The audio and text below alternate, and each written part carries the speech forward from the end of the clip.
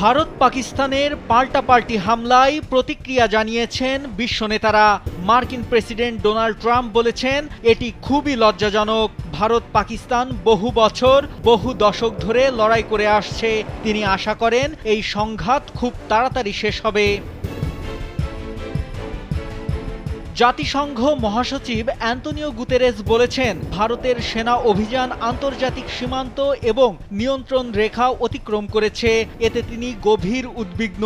তিনি উভয় দেশের প্রতি সর্বোচ্চ ধৈর্য দেখানোর আহ্বান জানিয়েছেন। ভারত ও পাকিস্তানের মধ্যে সামরিক সংঘাতের ঝুঁকি বিশ্ব আর বহন করতে পারবে না বলেও উল্লেখ করেন জাতিসংঘ মহাসচিব।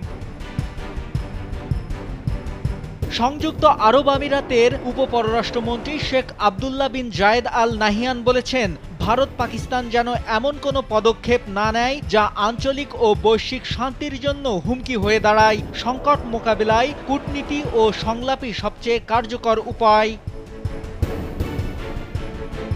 জাপানের প্রধান মন্ত্রিপরিষদ সচিব ইয়োশিমাসা হায়াশি বলেছেন, ভারত পাকিস্তান সংঘাত যদি পাল্টাপাল্টি প্রতিশোধমূলক হামলায় রূপ নেয় তাহলে তা পূর্ণাঙ্গ সামরিক সংঘাতে পরিণত হতে পারে।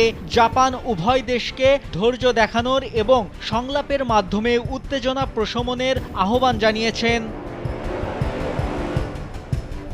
তুরস্কের পররাষ্ট্র মন্ত্রণালয় বলেছে, পাকিস্তানে ভারতের হামলা সর্বাত্মক যুদ্ধের ঝুঁকি বাড়িয়েছে। বেসামরিক মানুষ কিংবা স্থাপনার উপর যে কোনো উস্কানিমূলক পদক্ষেপ ও হামলার তীব্র নিন্দা জানায় তুরস্ক। বিবৃতিতে আরও বলা হয়, পেহেলগাঁওয়ের ঘটনার তদন্তের জন্য পাকিস্তান যে দাবি জানিয়েছে তুরস্ক তা সমর্থন করে। তুরস্ক আশা করে উত্তেজনা কমাতে দ্রুত পদক্ষেপ নেওয়া হবে। ফ্রান্সের পররাষ্ট্রমন্ত্রী জা নোয়েল বারো বলেছেন, ভারত ও পাকিস্তান উভয়কে সংযম প্রদর্শন করে বেসামরিক নাগরিকদের নিরাপত্তা নিশ্চিত করতে হবে।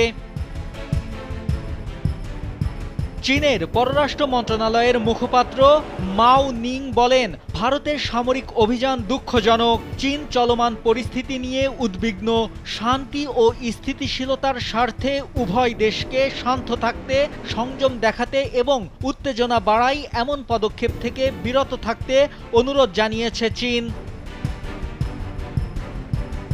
রাশিয়া বলেছে, ভারত ও পাকিস্তানের মধ্যে ক্রমবর্ধমান সামরিক সংঘাতে তারা গভীরভাবে উদ্বিগ্ন। নাইমুল হাসিব, কালবেলা।